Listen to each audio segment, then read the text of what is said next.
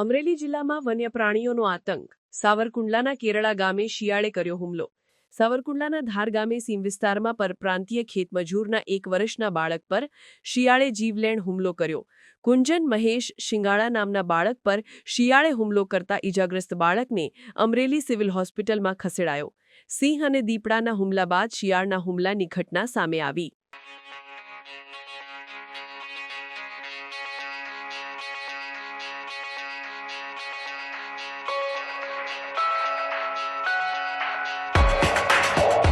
મારું નામ મહેશભાઈ સિંગાડ છે, મારા પપ્પાના રુચિભાઈ છે.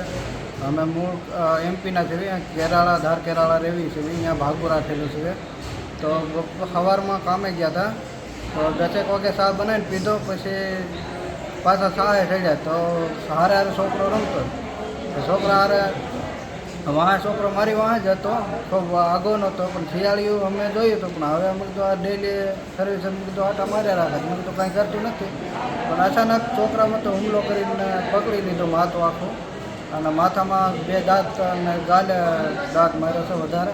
અને ઊંડલા લઈ ગયા હતા ઇમરજન્સીમાં, પણ પછી ત્યાંથી ના પાડી કે છોકરો નાનો છે એટલે થઈને અહીંયા કંઈ સારવાર થાય એમ નથી, અમરેલી લઈ જાય ઠીક છે. અહીં લાવ્યા હતા. હવે અત્યારે છોકરાની હાલત કેવી છે? હાલત હવે છોકરાની હાલત સારી છે.